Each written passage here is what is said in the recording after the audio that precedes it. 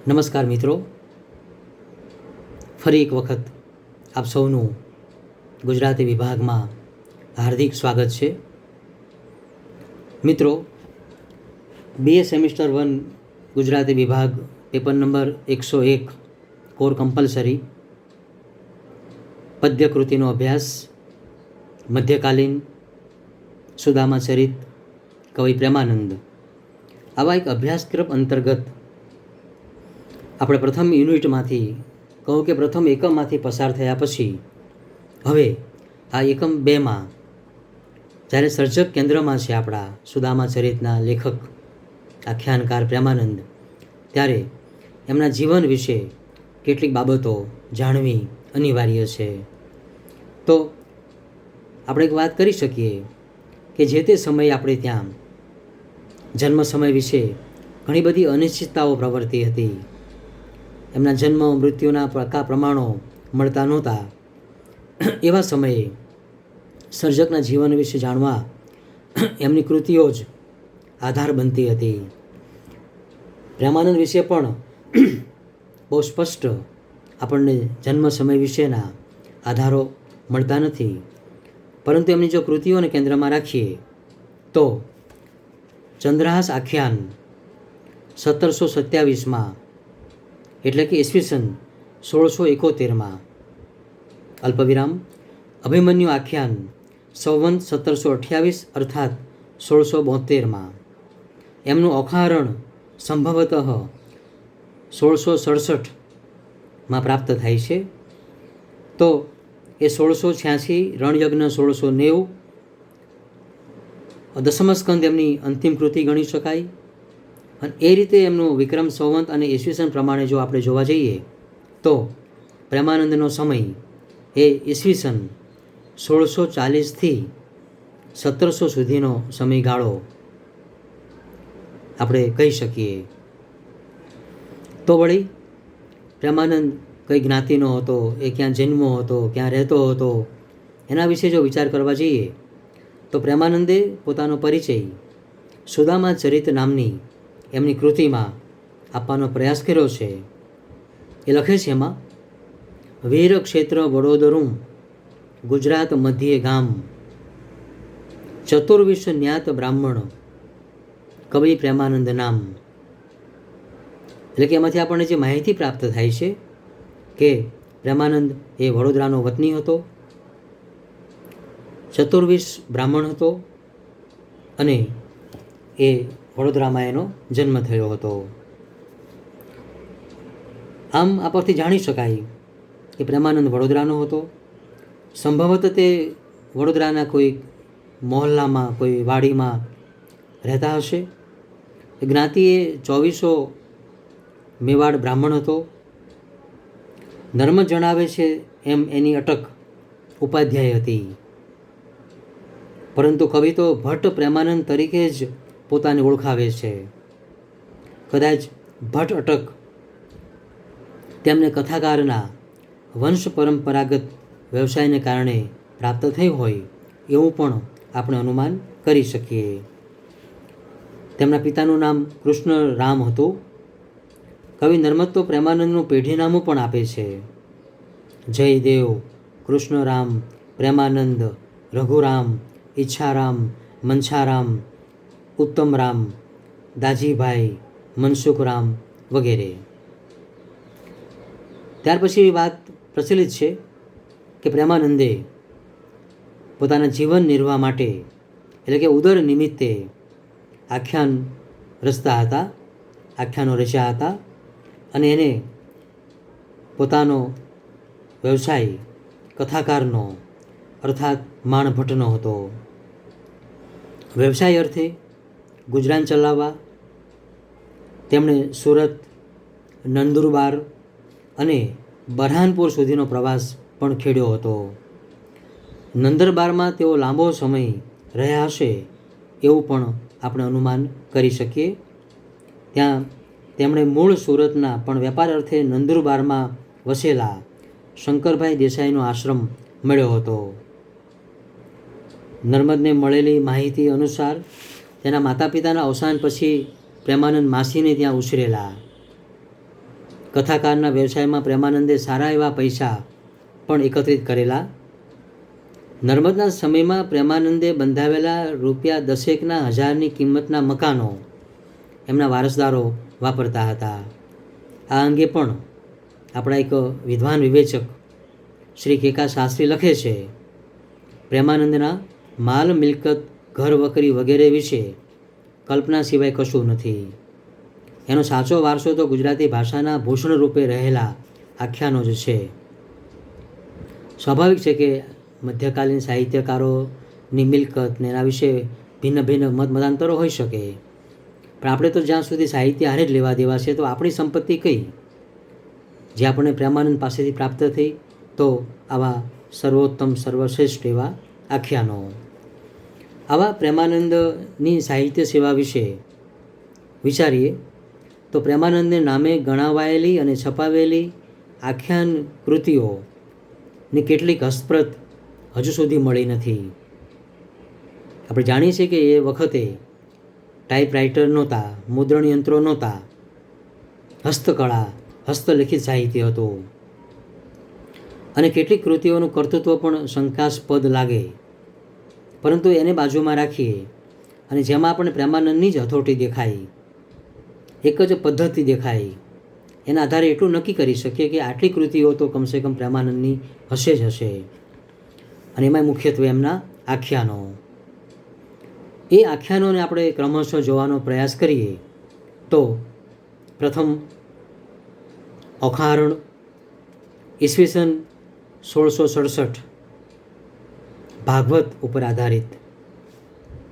બીજી કૃતિ ચંદ્રહાસ આખ્યાન ઈસવીસન 1671 મહાભારત ઉપર આધારિત.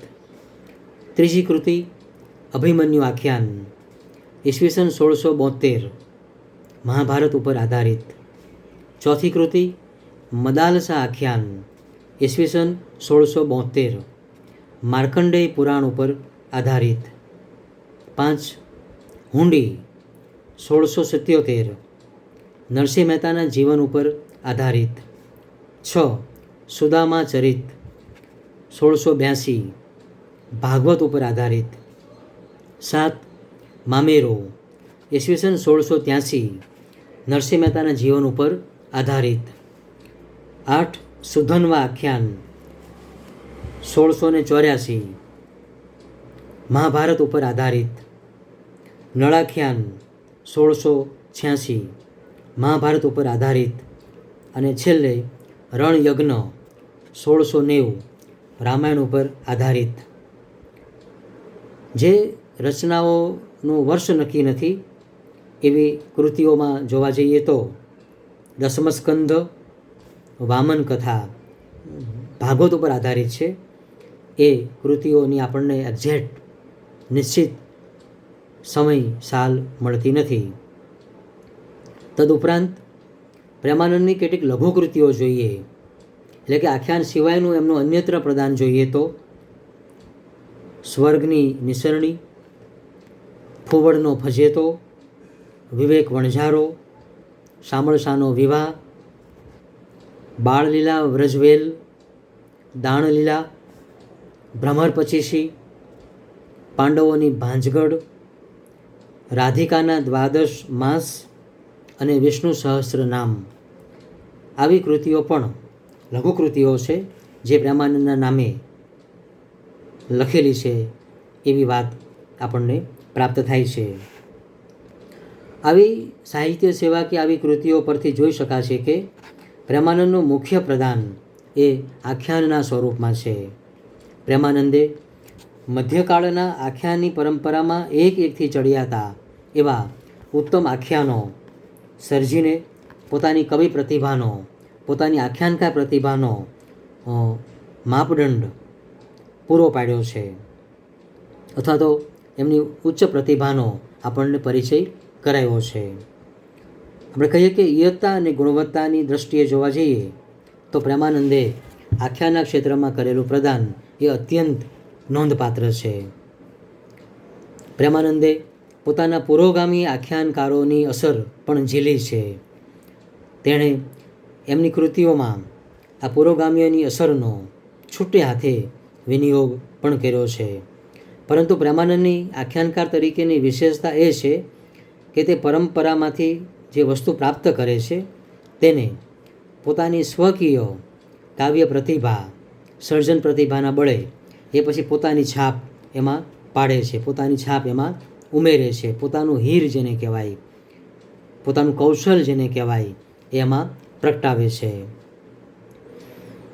પ્રેમાનંદના ઉત્તમ આખ્યાનોમાં જે આપણે અભ્યાસક્રમમાં નિયત થઈ છે કૃતિ સુદામા ચરિત, મામેરું એટલે કે કુંવરબાઈનું મામેરું અને નળાખ્યાન એ વિશેષ નોંધપાત્ર, વિશેષ પ્રસિદ્ધ થયેલા આખ્યાનો છે.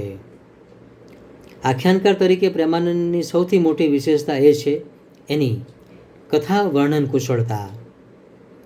કથાતંતુને સહેજ પણ શિથિલ બનાવવા દીધા વગર તે પ્રસંગોને બહેલાવીને, પાત્રોને જીવંત બનાવીને, રસસ્થાનોને બરાબર ખીલવીને એ શ્રોતાઓને, એ પાઠકોને, એ ભાવકોને કથા રસમાં લીન કરી શકે છે. એની કથન કલામાં ક્યાંય નીરસતા, શુષ્કતા એવું જોવા મળતું નથી. તદુપરાંત એ નાદ સૌંદર્ય અને ગીત છટાથી પણ એક આગવું આકર્ષણ એ ઊભું કરી શકે છે. તો સાથે સાથે ચિત્રાત્મક વર્ણનો પણ એ એની આખ્યાન સૃષ્ટિને સજી કરવામાં બહુ જ નોંધપાત્ર યોગદાન આપે છે. પ્રેમાનંદના વર્ણનો એ માનવ ભાવથી ધબકતા હોવાને કારણે નિર્જીવ લાગતા નથી. પ્રેમાનંદના આખ્યાનોમાં મધ્યકાલીન જન સમુદાયનું, લોકજીવનનું જીવંત પ્રતિબિંબ ખડું થતું જોઈ શકાય છે. એટલે પ્રેમાનંદ જે આખ્યાનો રચે છે 17મા સૈકામાં, તો એ જે પાત્રો છે એ ભલે મહાભારતનું કાળનું પાત્ર હોય, ભલે રામાયણ કાળનું પાત્ર હોય, પરંતુ એમાં એ પોતે પોતાનું સમયનું અનુરૂપ પ્રસંગો, વર્ણનો, પાત્રો ઉમેરીને એને જીવંત બનાવે છે અને આપણને એવું લાગે કે આ પાત્ર એ 17મા સૈકાનું જ આપણને લાગે. તદુપરાંત એ ગુજરાતીકરણ પણ સરસ કરે છે. એ સૌ પાત્રો, એમની માન્યતાઓ, એમના રિવાજો, એમની બોલી, વ્યવહારો એ પ્યોર આપણને ગુજરાતી જ લાગે. પ્રેમાનંદની આખ્યાનકાર તરીકેની એક બીજી વિશેષતા એ છે એના પાત્ર લેખનમાં. એના પાત્રોમાં સ્વાભાવિકતા અને વાસ્તવિકતા છે. પૌરાણિક પાત્રોને પણ કવિ, હમણાં આપણે આગળ કહ્યું એમ, સમકાલીનતાનો સંસ્પર્શ આપીને જીવંત બનાવે છે. પ્રેમાનંદ એકાદ લસરકાથી જ પાત્રોની વિલક્ષણતાને ઉપસાવે છે. આપણે પ્રેમાનંદના જો બધા આખ્યાનોમાંથી પસાર થઈએ તો આપણને ઉપરની વાતના સાક્ષી દ્રષ્ટાંતો અથવા તો ઉદાહરણો મળી રહે. જેમ કે નળાખ્યાનમાં નળનું પાત્ર, નળાખ્યાનમાં દમયંતીનું પાત્ર, સુદામા ચરિતમાં સુદામાનું પાત્ર, કૃષ્ણનું પાત્ર, કે કુંવરબાઈનું મામેરુંમાં નરસિંહ મહેતાનું પાત્ર કે કુંવરબાઈનું પાત્ર જોઈએ તો આપણને સમકાલીન જીવન રંગોની સાથે સાથે પાત્રોને ખીલવણીની પ્રેમાનંદની શક્તિનો આપણને પરિચય થયા વગર રહેતો નથી. તો આગળ આપણે જાણીએ છીએ એમ આખ્યાનમાં સૌથી મહત્ત્વનું જો પાસું હોય જ્યારે રજૂ કરવાનું હોય ભાવકો સમક્ષ, ત્યારે તો તે છે રસ નિરૂપણ. અને પ્રેમાનંદ તો નવલરામે કહ્યું છે એમ એ રસોનો સ્વામી છે. માનવ લાગણીઓને સરસ રીતે એ સમજે છે અને એને આલેખવા માટે એ ભિન્ન ભિન્ન રસોનું સરસ નિરૂપણ કરે છે. પ્રેમાનંદની જે અભિવ્યક્તિ આપણને રસના પ્રવાહમાં વેગપૂર્વક તાણી જાય છે. વહાણ સમુદ્રના એક મોજા પરથી બીજા મોજા પર આસાનીથી સરકી જાય, એવી જ રીતે પ્રેમાનંદ પણ એક રસમાંથી બીજા રસમાં આસાનીથી, હળવેકથી સરકી જાય છે અને ભાવક તરીકે આપણને ખબર પણ નથી પડવા દેતો કે ક્યારે આપણે શૃંગાર રસમાંથી કરુણમાં ગયા, ક્યારે કરુણ રસમાંથી આપણે હાસ્ય રસમાં ગયા અને ફરી પાછા હાસ્યમાંથી આપણે ક્યારે શૃંગારમાં આવ્યા. આમ એક રસમાંથી બીજા રસમાં, એમાંથી ત્રીજા રસમાં જવાની પ્રેમાનંદની જે આવડત છે એનો જોટો મધ્યકાળમાંથી આપણને જડે એમ નથી. આ વાતના ઉદાહરણો આપણે પ્રેમાનંદના સુખ્યાત આખ્યાનો ઓખાહરણ, નળાખ્યાન, સુદામા ચરિત, દસમસ્કંદ, અભિમન્યુ આખ્યાન વગેરેમાંથી જો પસાર થઈએ તો આપણને એના ઉદાહરણો પ્રાપ્ત થાય જ થાય. પ્રેમાનંદની અન્ય વિશેષતા એ છે કે એનું ભાષા બળ, એનું ભાષા સામર્થ્ય પણ એટલું જ નોંધપાત્ર છે. કવિ જે કંઈ સિદ્ધ કરવાનું છે તે તો એણે ભાષા દ્વારા, અને ભાષા એ જે વ્યવહારમાં પણ છે એ જ ભાષાને નવું રૂપ આપીને, નવો અર્થ આપીને એને સાહિત્યમાં લાવવાનું છે. તો પ્રેમાનંદ એ જ ભાષાનો ઉપયોગ કરીને આખ્યાનોમાં અનેક ચમત્કારો, આસ્વાદ્ય સ્થાનો એ ઊભા કરે છે. કવિ વાણીનો, ભાષાનો વિનિયોગ કેવી રીતે કરે એ એના સર્જકત્વની કસોટી છે, અને જો બરાબર એનો ઉપયોગ કરી શકે તો એ આખ્યાનકારમાં અથવા તો પોતાની કૃતિમાં એ સફળ થાય.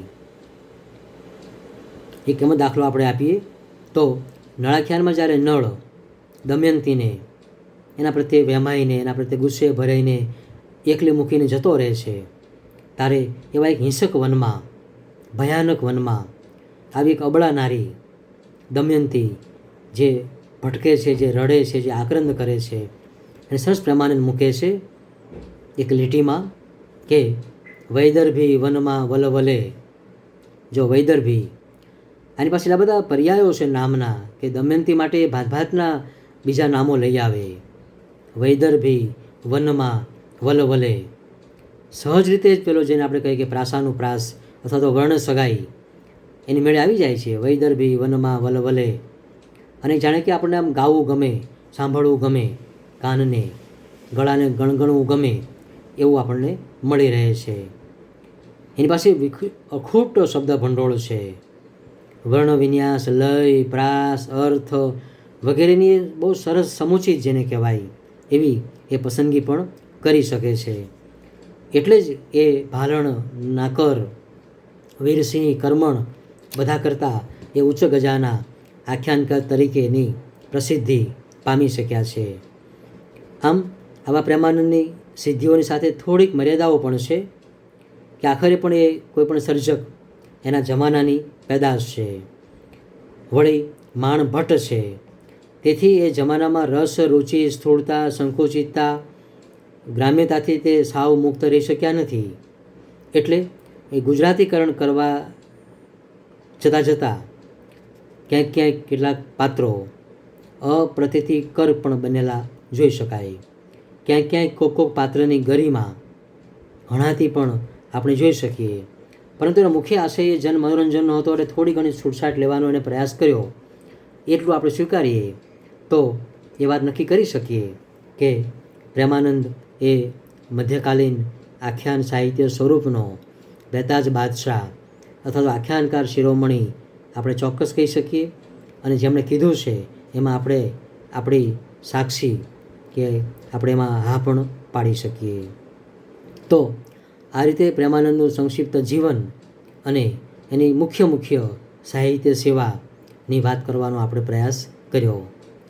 આ પ્રશ્ન અનિવાર્ય છે, આ મુદ્દો અનિવાર્ય છે કે જે સર્જક આપણે ભણવાનો છે, એની કૃતિને ભણવાની છે, સુદામા ચરિતને એક આખ્યાન કૃતિ તરીકે, ત્યારે સહેજે આપણે આટલું સમજવું રહ્યું કે પ્રેમાનંદનું જીવન કેવું હતું, એ ક્યાં જન્મ્યા હતા, એમનો કયો વ્યવસાય હતો, અને એમણે મુખ્ય કઈ કૃતિઓ લખી એની આપણને આછી પાતળી પણ ખબર અથવા તો ભૂમિકા હોવી જોઈએ.